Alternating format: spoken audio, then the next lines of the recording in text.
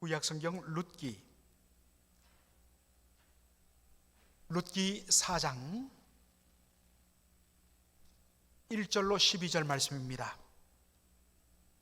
지난 4월 말부터 룻기로 쭉 우리가 연속으로 강해를 듣고 또 제가 해왔는데, 이제 다음 주면 룻기 강해가 마무리됩니다. 오늘 룻기 4장 1절로 12절 말씀, 저와 여러분이 한 절씩 봉독을 하도록 하겠습니다.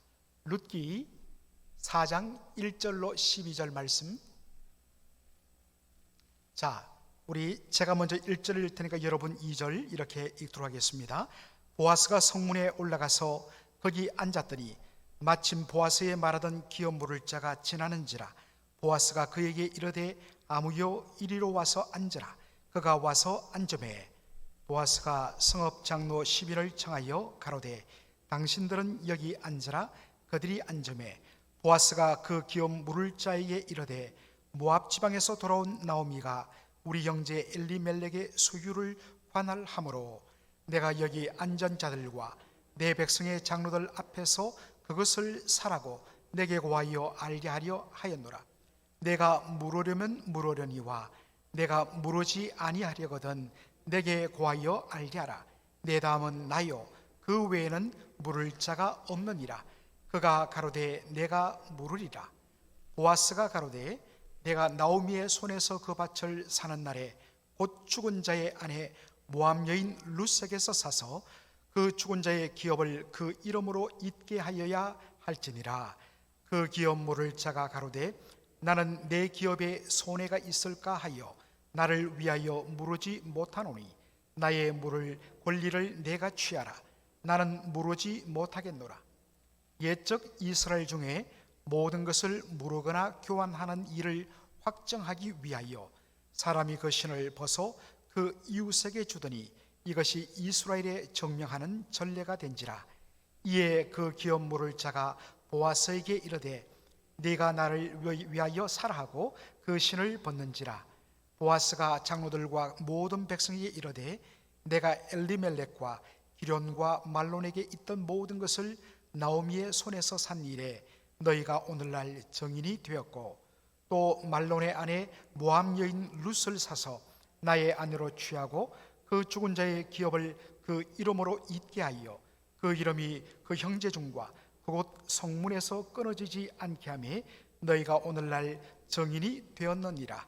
성문에 있는 모든 백성과 장로들이 가로되 우리가 정인이 되노니 여호와께서 내 집에 들어가는 여인으로 이스라엘 집을 세운 라헬 레아 두 사람과 같게 하시고 너로 에브라스에서 유력하고 베들레헴에서 유명케 하시기를 원하며, 다 같이요.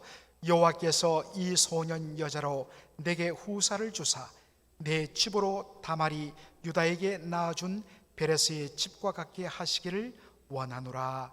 아멘. 오늘 저는 하나님의 수확이라는 제목으로 말씀을 전하고자 합니다. 지난 시간에 우리가 함께 나눴던 말씀을 한 번 더 복습하는 차원에서 한번 살펴보기를 원합니다. 보아스가 룻에게, 집으로 돌아가는 룻에게 무엇을 주지요? 보리 6을 주었다라고 되어 있습니다. 3장 15절에 보니까 보리를 6번 되어서 룻에게 이어주고 성으로 들어가게 했다라고 되어 있습니다. 여기 보면 이 보리를 재는 단위가, 청량 단위가 생략되어 있습니다. 지난 시간에 생략되어 있지만 여러 가지 정황을 봤을 때 이것은 서아일 것이다 라고 말씀을 드렸습니다. 한 서아는 요즘으로 환산하면 10파운드 정도가 됩니다. 그래서 6서아이면 60파운드, 약 27.5kg 정도가 됩니다. 조금 무겁긴 하지만은 우리 옛날에 어머니들 다 머리에 물동이 이고 그렇게 다녔지 않습니까? 머리에 이면 충분히 그렇게 이고 갈 수 있는 그런 무게입니다. 자, 보리 6을 들고 룻이 집으로 돌아오자 이 모습을 본 나오미가 어떻게 반응합니까? 룻기 3장 18절 보면 룻이 이렇게 이야기합니다. 그 사람이 보아스가 오늘날 이 일 룻과 결혼하기 위하여 기업 물을 자의 의무를 확정하는 이 일을 성취하게 전에는 그가 쉬지 아니하리라. 쉬지 아니하리라. 성취하기 전에는 쉬지 아니하리라 이야기합니다. 나오미가 보아스가 그렇게 할 것을 이처럼 확신하는 근거는 바로 그가 준 보리 6에 있습니다. 지난 시간에도 말씀드렸지만 성경에서 숫자 6은 미성취, 미완료, 불완전, 그렇기 때문에 또한 적극적으로 그것을 온전히 성취하기까지 계속 일을 진행시킨다는 그러한 의미도 담겨 있다고 말씀드렸습니다. 반면에 숫자 7은 성취되고 완성된 것, 그리고 그 결과로 안식을 누리는 것을 상징하는 것이 숫자 7이라고 말씀을 드렸습니다. 하나님께서 천지만물을 말씀으로 창조하실 때 제7일에 모든 것을 이루시고 완성하시고, 그리고 그 결과로 하나님께서 안식하셨다라고 되어 있습니다. 보아스는 자신이 룻과 결혼하는 이 기업 물을 자의 의무를 이행하겠다고 그렇게 말을 합니다. 그런데 한 가지 문제가 있었죠. 그것은 이 기업 물을 자의 의무를 이행하는 데 있어서 제일 우선은 친형제가고, 친형제가 없으면 가장 촌수가 가까운 친족이 기업 물을 자의 의무를 행해야 하는데 자기보다 촌수가 더 앞서는 친족이 있다는 것입니다. 그래서 그 사람과 만나서 기업 물을 자의 의무를 어떻게 할 것인지를 단판 내겠다는 것입니다. 그리고 이 일이 마무리되기 전까지는 내가 결코 머뭇거리거나 쉬지 않겠다는 그러한 자신의 결단의 표시로서 보리를 6번 되어서 보냈던 것입니다. 그것을 보고 나오미가 적극적으로 해치를 합니다. 그 사람이 오늘날 이 일을, 기업 물을 자의 의무를 이행하는 이 일을 확정하고 성취하기까지는 결단코 쉬지 아니할 것이다. 그가 의지를 표명한 대로 보아스는 그날 당장 이른 아침에 성문으로 나갑니다. 그리고 성문에 앉았다가 마침 자기보다 촌수가 앞서는 바로 그 친족이 그 성문 앞으로 지난 것을 발견하고 그를 부릅니다. 그리고 동시에 베들레헴의 장로 10분을 정인으로 모셔놓고 나서 이제 공개적으로 단판을 짓습니다. 그것이 룻기 4장 3절로 4절에 나옵니다. 3절에 보니까 보아스가 그 기업 물을 자 자기보다 촌수가 앞서는 친족에게 말합니다. 모압 지방에서 돌아온 나오미가 우리 형제 엘리멜렉의 소유를 관할하므로 내가 여기 앉은 자들과 내 백성의 장로들 앞에서 그것을 사라고 내게 고하여 알게 하려 하였노라. 네가 물으려면 redeem, 다시 되사면 되사려니와 물으려면 물으려니와 네가 물으지 아니하려거든, 기업 물을 자의 의무를 이행하지 아니하려거든 내게 고하여 알게 하라. 내 담은 나요, 그 외에는 물을 자가 없느니라. 그러니까 이 사람이 뭐라고 이야기합니까? 그가 가로되 내가 물으겠다, 내가 기업 물을 자의 의무를 이행하겠다 라고 이야기합니다. 자, 룻기 4장 3절을 보면 이 관할함으로 라는 표현이 나옵니다. 나오미가 우리 형제 엘리멜렉의 소유지를 관할함으로, 여러분 관할이란 것은 뭐겠습니까? 자기가 맡은 것을 바로 지배하고 통제하고 그것을 관리한다는 그런 의미가 아니겠습니까? 그런데 이게 번역이 정확하지 않아요. 영어 성경이 훨씬 더 원어의 의미를 잘 드러냈습니다. 정확하게 말하면 판단하는 의미입니다. 앞으로 살아갈 일이 막막하기 때문에 이삭 죽는 것으로는 한계가 있기 때문에 자기 남편이 가지고 있던 그 땅을 지금 미망인인 나오미가 팔려고 한다는 것입니다. 그래서 보아스가 이야기합니다. 이것을 그의 형제들이나 가까운 친족들이 이것을 되사서 그 사람에게 주는 것, 이것이 하나님의 말씀이다. 그런데 당신이 가장 가까운 촌수이므로 당신이 이 일을 행하겠느냐라고 이야기하니까 그 사람이 이야기합니다. 내가 기업 물을 자의 의무를 이행하겠다. 그 밭을 내가 돈 주고 사 돌려주겠다는 것입니다. 그런데 그 순간에 거기에 붙은 조건 하나를 보아스가 이야기합니다. 5절 말씀, 네가 나오미의 손에서 그 밭을 사는 날에 곧 죽은 자의 아내 모압 여인 룻에게서 사서 그 죽은 자의 기업을 그 이름으로 잊게 하여야 할지니라. 그냥 땅만 사는 것이 아니라 그 땅을 살 때 또 하나 기업 물을 자의 의무를 이행해야 되는데 지금 그 집안의 대가 끊어졌다. 그러므로 그 대를 이어줘야 하기 때문에 신명기 25장 5절 이하의 말씀처럼 그 형제나 가장 가까운 친족이 그 죽은 자의 아내를 자신의 아내로 맞이해들어서 결혼하여서 그 사이에서 난 아들로 하여금 그 죽은 자의 끊어진 대를 잊게 하고, 그리고 그 땅도 바로 그 이름을, 죽은 자의 이름을 잊게 한 그 아들에게 다 넘겨주어야 된다라고 이야기를 합니다. 이 말을 들은 그 가까운 촌수가 가까운 친족이 뭐라 반응합니까? 6절 말씀입니다. 나는 내 기업에 손해가 있을까요? 나를 위하여는 물으지 못하리니 나의 물을 권리를 네가 취하라. 나는 물으지 못하겠노라. 2번 연속으로 물으지 못하겠다고 그렇게 이야기합니다. 그러면서 이 사람이 신발을 벗어서 보아스에게 건네줍니다. 이 고대 근동에서 신발을 벗는다는 것, 그리고 건네준다는 것은 자기의 권리를 포기하겠다는 선언입니다. 여러분, 이 가까운 촌수, 이 친족이 자신의 기업 물을 권리를 포기하겠다고 한 이유는 어디에 있을까요? 이 사람이 계산을 했습니다. 지금 나오미는 아들도 손자도 없습니다. 쉽게 말해서 대가 끊어졌습니다.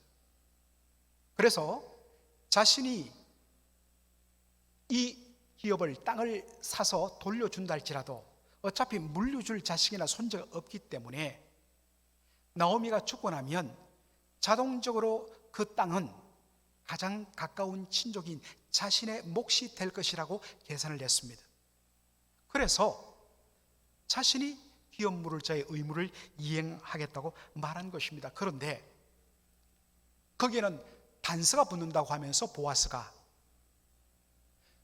모압 여인 룻, 그 죽은 자의 아내도 취하여서 당신의 아내로 삼아서 그 사이에서 난 아들로 하여금 죽은 자의 대를 잊게 하고 그 땅도 그 아들에게 다 넘겨줘야 된다고 이야기하니까 이것은 손해보는 장사란 말입니다. 자기에게 돌아오는 것이 하나도 없습니다. 그래서 기업 물을 자의 의무를 이행하지 않겠다고 포기해버렸던 것입니다. 세상적으로 봤을 때는 정말 똑똑하고 정말 계산이 빠른, 손해 안 보는 그런 일을 한 것입니다. 반면에 보아스는 자신이 기업 물을 자의 의무를 이행하겠다고 합니다. 그런데 보아스가 손해보는 일임에도 불구하고 그가 기업 물을 자의 의무를 이행하겠다는 이유가 10절에 잘 나옵니다. 또 말론의 아내 모압 여인 룻을 사서 나의 아내로 취하고 그 죽은 자의 기업을 그 이름으로 잊게 하여 그 이름이 그 형제중과 그곳 성문에서 끊어지지 않게 하며 너희가 오늘날 정인이 되었느니라.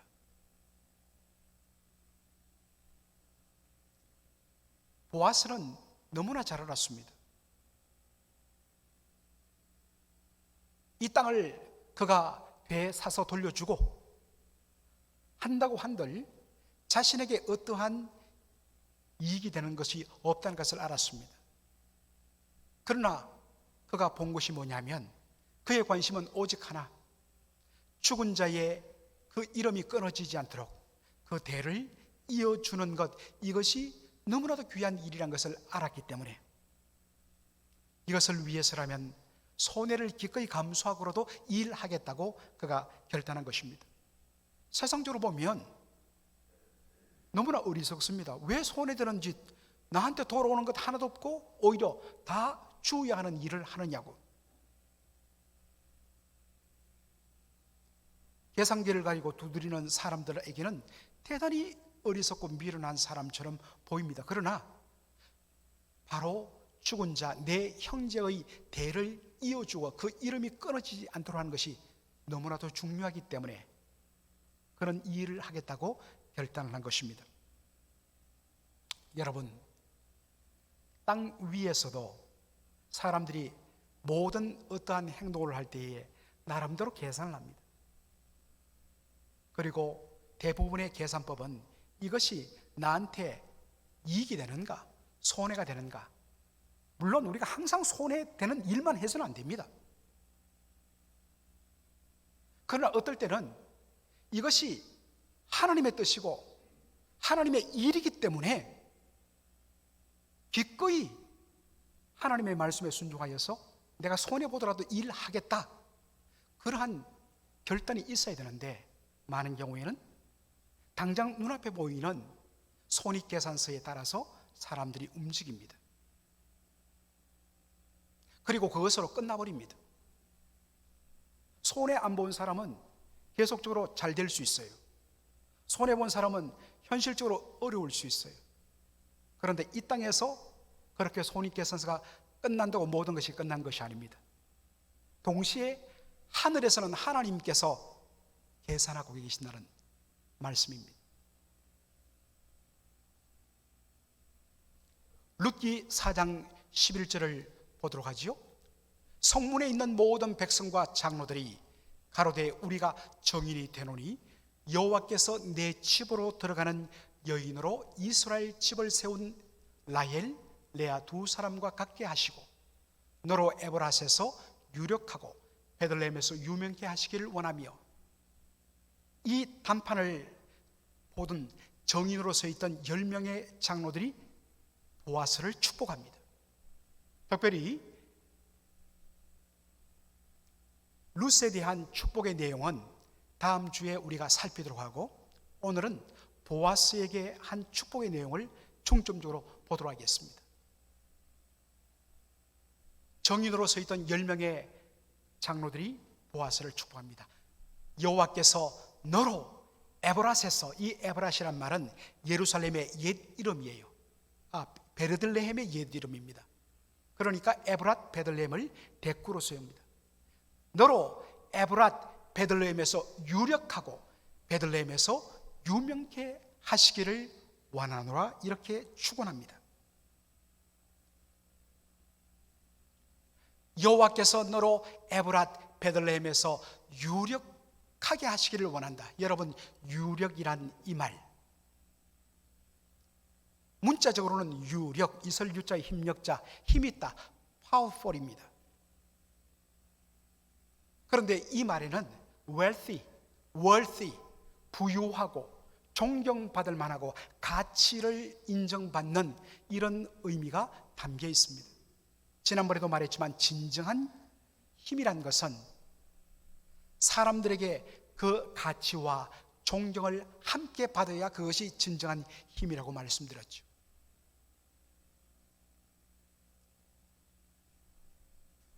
여호와께서 너로 에브랏 베들레헴에서 유력하게 하기를 원한다.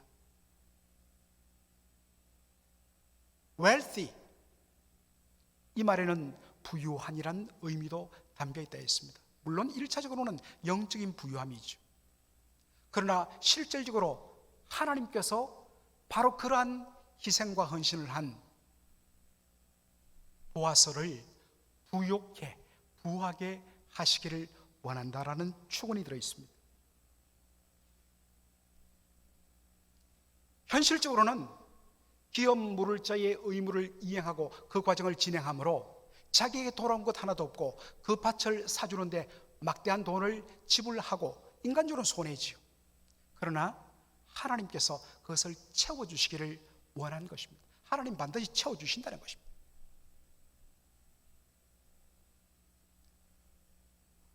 우리가 마땅히 해야 된다면서 손해를 각오하고 헌신할 때에 하나님은 그것에 대해서 우리가 계산하는, 생각하는 것을 뛰어넘어 하나님의 방법으로 채워주십니다. 사실 이것이 정말 어떤 의미에서는 빈손 들고 이 땅에 왔던 우리 성도들이 30년, 40년, 50년 지나면서 오늘날 간증하는 내용 아닙니까? 세상적으로 보면 내한테서 나가면 많았습니다. 그런데 시간이 지나면 그 마이너스가 채워지는 것은 말할 것도 없고 나한테서 나간 것 몇 배로 채워지는 경험을 합니다. 왜요? 하나님이 부욕해 하시기 때문에. 하나님 절대로 그냥 넘어가지 않습니다.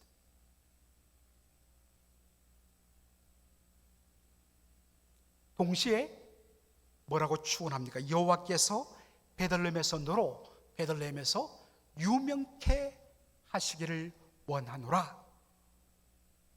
여러분, 유명, 영어 성경은 famous죠. 사람들에게 널리 알려지고 그의 이름이 회자되고 사람들이 주목하는 유명한 존재. 그런데 여러분, 이 유명하다는 이 말을 히브리 원어로 보면 그 의미가 너무나 놀랍습니다. Call a name, 이름을 부르다 라는 뜻입니다.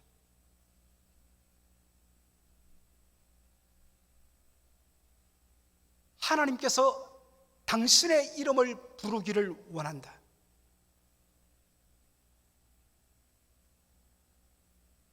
이름이란 것은 단순히 아무개, 누구, 그 사람의 호칭이 아닙니다. 히브리 개념에서 이름은 그 사람 존재를 가리킵니다. 하나님께서 그 사람의 이름을 불러준다는 것은 하나님이 그 사람의 존재를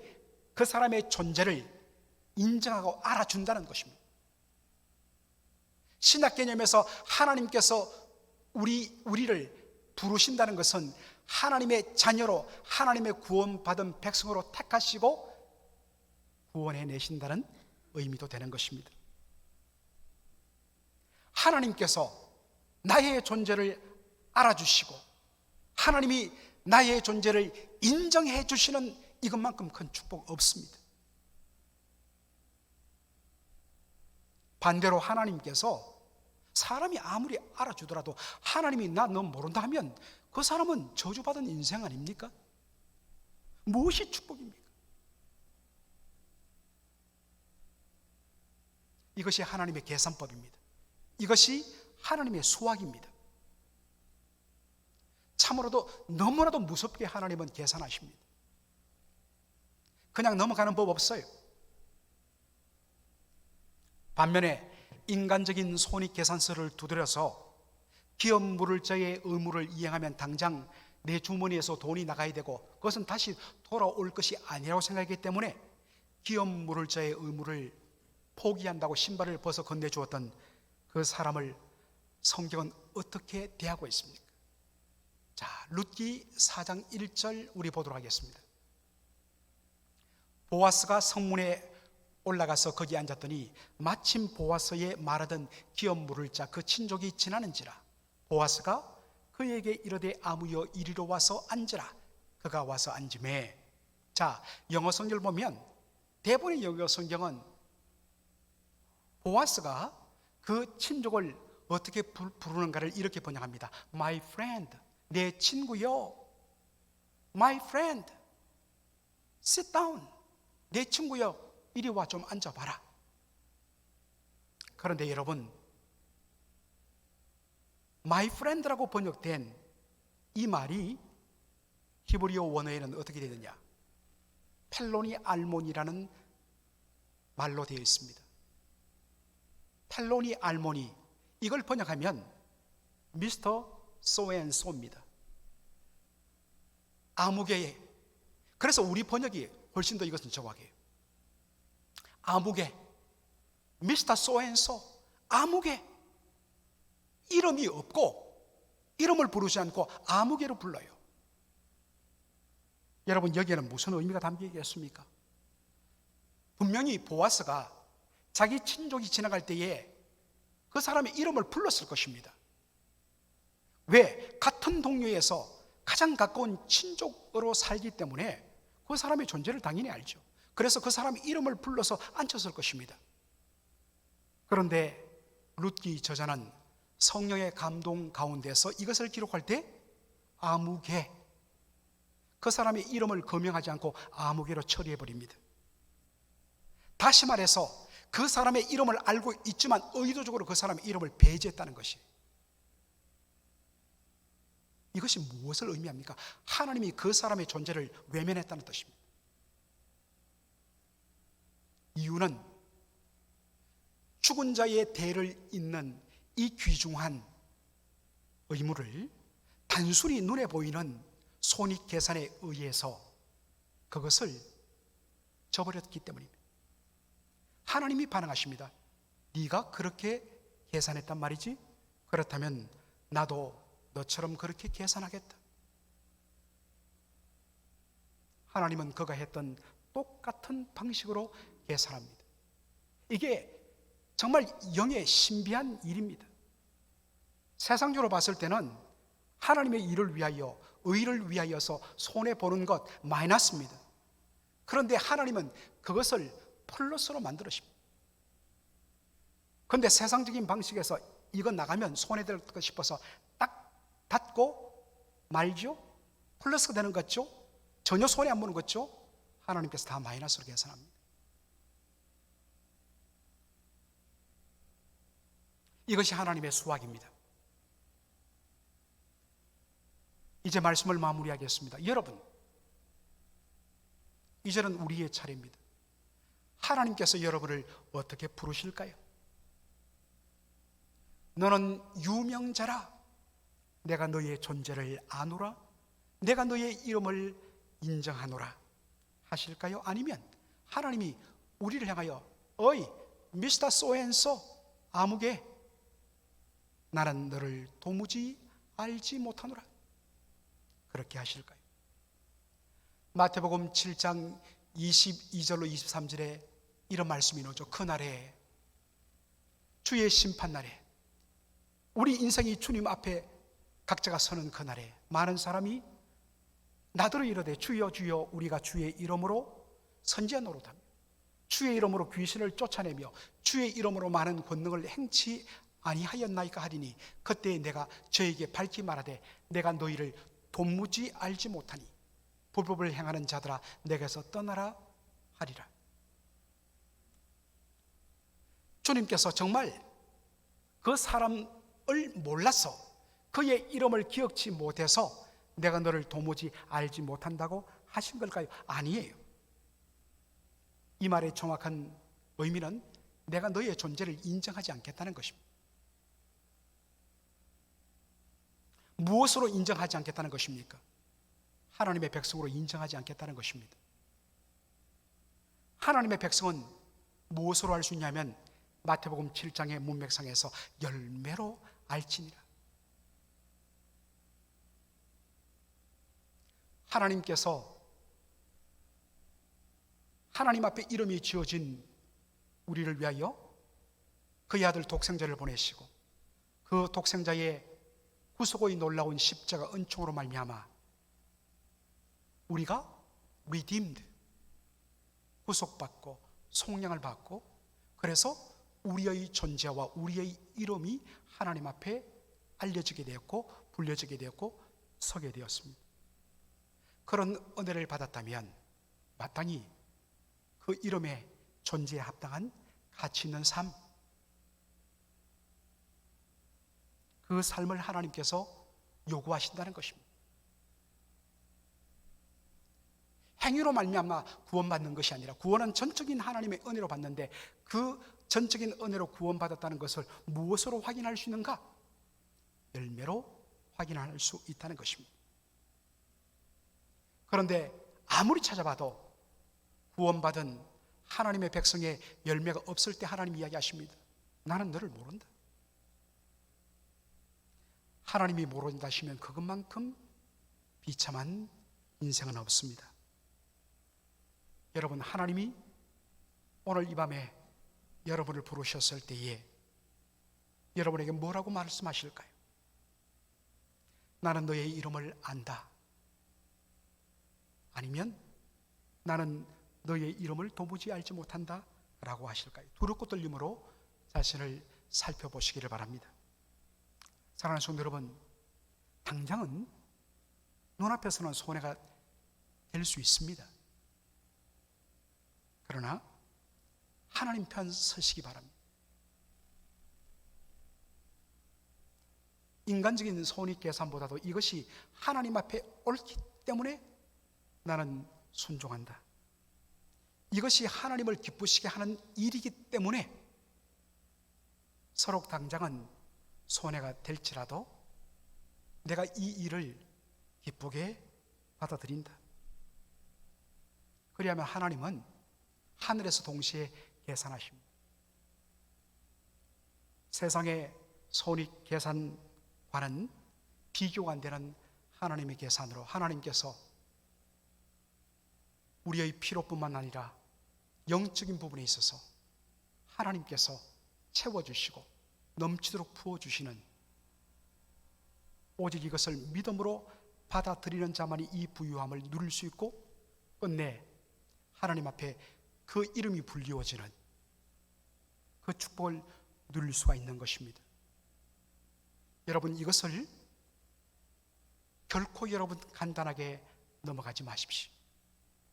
심각하게 여러분들 이것을 생각하시고 정말 내가 어느 편에 서며 어떻게 살 것인가,